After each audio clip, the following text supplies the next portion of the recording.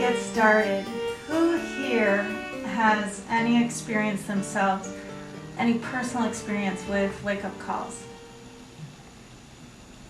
Oh, okay. I actually thought it was going to be the majority of you would be raising your hands. Years ago, there was a cartoon in the New York Times. It had two gerbils.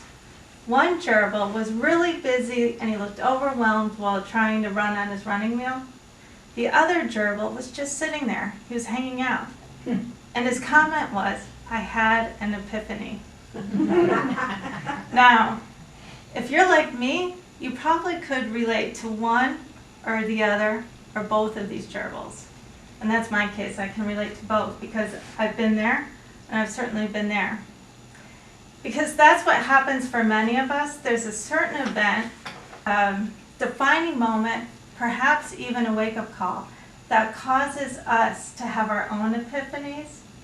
And suddenly we gain new levels of understanding and our perspectives shift. Our lives are never the same. What causes wake-up calls to occur? Death of a loved one. Yeah, exactly, death of a loved one. Well, and we'll get to a lot more. When I ask myself, how is change ushered in? I look at nature, because everything we need to know is reflected back to us through nature. So I like to use the examples of shock and erosion. So with shock, change is triggered by an event that actually threatens our survival. And that threat might be physical, meaning that death is actually imminent, or it might be emotional, meaning that that comfortable life that we've created for ourselves is in real danger. Either way, we're overcome with terror. It can happen in a wide variety of ways, a wake-up call. For example, you might go to the doctor. You might just find out that you have a life-threatening disease. Or you might be traveling and you might just barely survive a natural disaster. Or here's a common one. You find out that your spouse or lover had an affair. And in this economy, it might be your boss saying 3 words: "You are fired." The effects are, well, the event, it might be quick, but the effects are everlasting. With erosion, on the other hand, it's a gradual process of deterioration. A surface actually becomes worn through friction.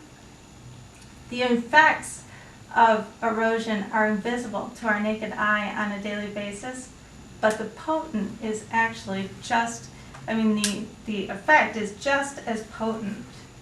So erosion is a natural process because nothing survives forever. Rocks erode, icebergs melt, and rigidity softens.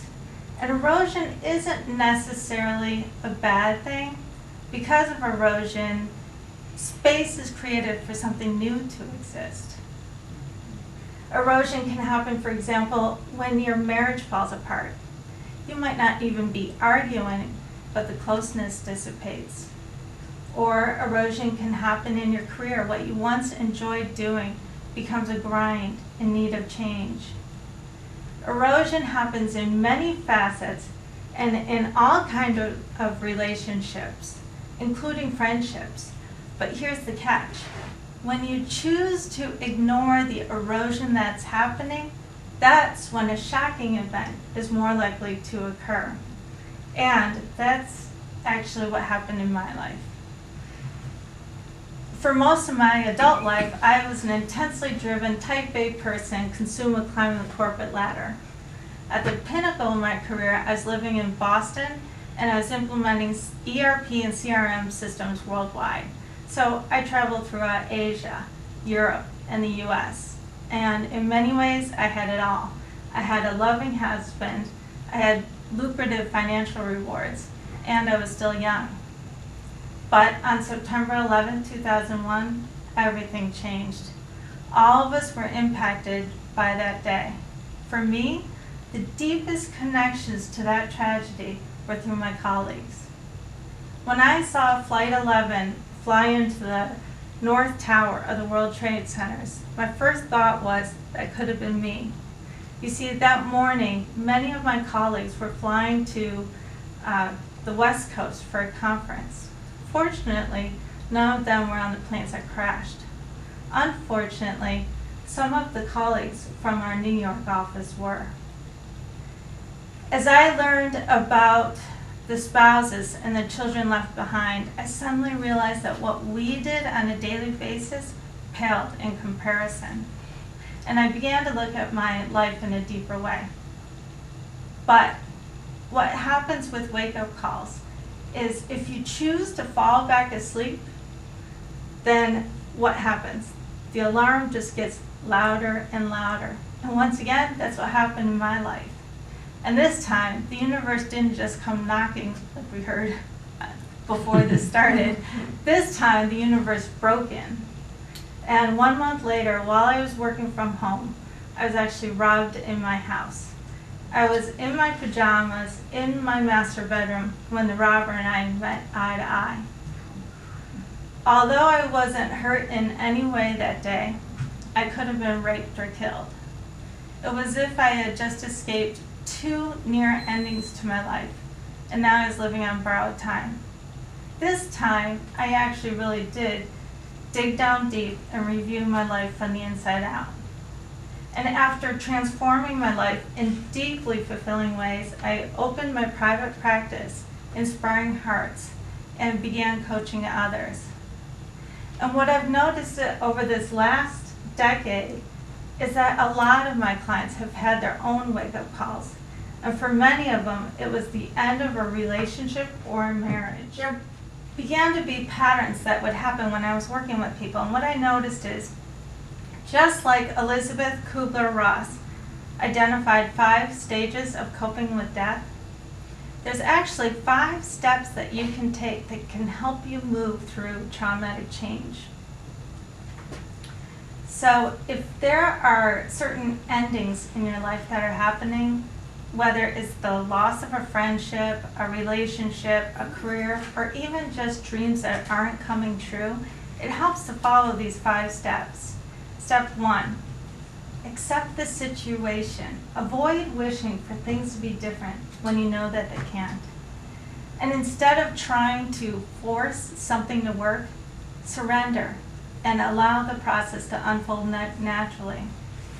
In the Bible, in Luke chapter 14, verse 33, Jesus says, "Any of you who does not give up everything he has cannot be my disciple." Step 2, appreciate the gifts. Spend time acknowledging what you enjoyed about your situation. For example, are there certain things that you overlooked or took for granted? And reflect on the wisdom and knowledge that you're gaining. Is your awareness growing? I know for me, after that, my awareness was a rocket shooting through the moon. I read lots of books. I started realizing that I, like millions of others, was a starseed and a light worker, and I had a mission to accomplish here. I was participating in the awakening of humanity. But it doesn't have to be that dramatic. It can just be that your faith is deepening, or it can be that you might just be becoming more compassionate towards others in the same situation. Plato's credited with saying, "Be kind, for everyone you meet is fighting their own personal battle." It's guaranteed that this process is somehow making you a bit softer, a bit more compassionate, a bit more understanding towards your fellow man. But I also want to add, because I've seen this with clients, is what happens when you reach new levels of awareness, you suddenly have guilt or regret about past behaviors. Maybe something that you did do or something that you didn't do. Understand that guilt and regret are the backlash of increased awareness. So to release shame, accept that you were doing the best you could. Understand that these behaviors were somehow serving you then. If it helps to have conversations with others, then do so. But accept who you were then and embrace who you're becoming now. Also, treat your old self like an innocent child that deserves unconditional love and forgiveness. And instead of condemning so-called past mistakes, praise your ability and willingness to transform for the future. Step 3, resist temptation. Endings are filled with uncertainty. There's a gap, a moment between lives when one way of living has ended and the new has not begun. Increased vulnerability can cause doubt and confusion to surface.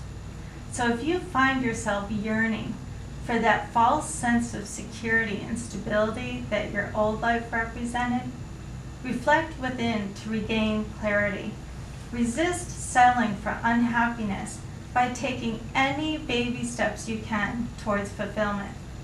As you inspire yourself, you also inspire others around you to outgrow previous limitations. The nautilus shell, which exhibits what? Does anyone know what the nautilus shell exhibits? Spiral, yes. It's also called the Fibonacci sequence. And if you want to learn more about that, that's a fascinating topic. But the nautilus shell is the perfect image of spiritual evolution. Every stage represents in life serves a particular function, and every new stage is a step into deeper understanding. So as we abandon our old limited worldviews, we open to a wider vision, and every wider vision is a step closer to the center of who we are. Once we've grown into a new space, we no longer fit in the old space. So in trying to remain in a space where you no longer fit, you fail to thrive. So it behooves us to grow, to change, and to move forward. Step 4, rest and nurture yourself. One of the most common mistakes that almost everyone does during times of transition is moving forward too soon. Take time to heal your soul. Be patient. Honor any physical, mental, or emotional exhaustion you're feeling, and be mindful of your body by resting and eating healthy. Also, be careful to avoid accidents. By rushing the process and trying to push or force new beginnings too soon, you actually become more accident prone. I call this stage the 0 point because in numerology there's 9 stages to every cycle. 1 represents new beginnings. Then there's stages 2 through 8, which are all stages of growth and development. Then 9 is completion. And 0 is the natural void that happens before a new cycle begins again with 1. Ironically, the area where the trade towers imploded, collapsed, and no longer exist was called what? Ground zero. So honor your 0 point. Accept that life has flattened you to the ground, and give yourself extra time before getting up and moving forward.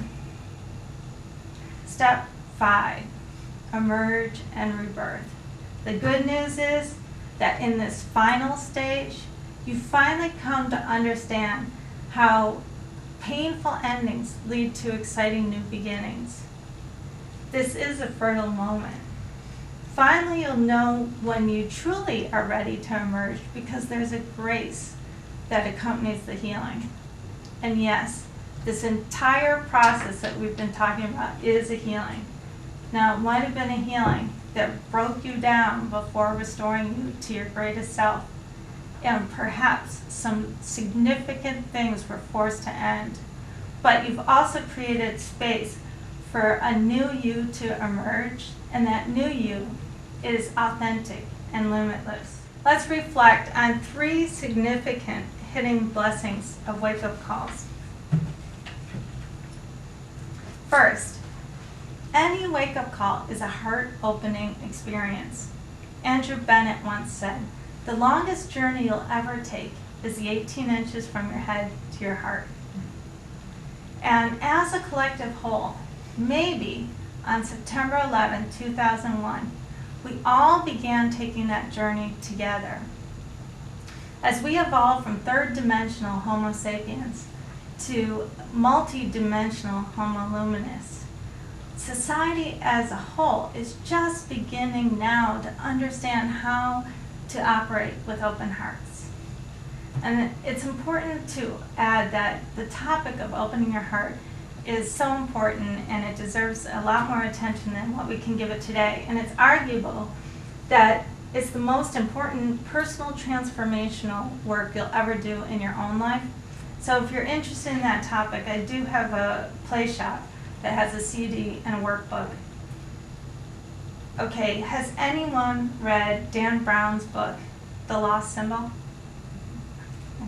Okay, then you know that the Latin motto of the Freemasons is Ordo ab Chaos, which translates in English to, can anyone guess? Order out of chaos. And that's the second hidden blessing of wake-up calls. Because that's what happens in change. First, it's chaotic, it's confusing, it's overwhelming, but then over time, a new order evolves. And the new order is one of peace, serenity, and increased awareness. Recently, Hurricane Irene moved up the East Coast, displacing people left and right, and bringing a soaking and a cleansing unlike that area has ever known before. But Irene means peace.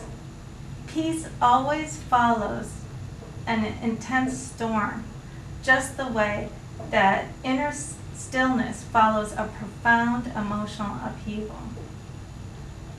And finally, the third hidden blessing of wake-up calls. With each wake-up call, there's a death and a rebirth. Usually, the process of death is the destruction and the release of destructive behaviors and limiting patterns. And the rebirth is the process of gaining a renewed reverence for life and an increased awareness of the bigger picture. In light of the events of 9/11, it warrants a closer look at the specific meanings of the numbers 911. If we look at those numbers through the eyes of a numerologist, then when we add the numbers together, 9 plus 1, we get 11. 11 is one of 3 double-digit numbers that's considered a master number. 22 and 33 are the others. Out of all the master numbers, 11 is the most feminine, most subtle, and most sensitive. When we look at 11 in this context, it tells us that once the conflict has passed, the qualities of 11 are our true reward. So, if we're willing to release the old paradigms of this dying world, which include separation based on difference and rulership through brutal force and intolerance, we create space for a new era to emerge. And this era would have as its qualities a global sense of oneness, a connectedness based on similarities, and an appreciation of tact and sensitivity. Ironically, on the evening of the first commemoration of September 11th, in New York, of all places, the lottery result was 911. But maybe there wasn't just one winner that night, or even now, 10 years later. Maybe we're all won the lottery, because we're all the lucky ones who were chosen to be planetary midwives, helping birth an entirely new era of peace. Thanks.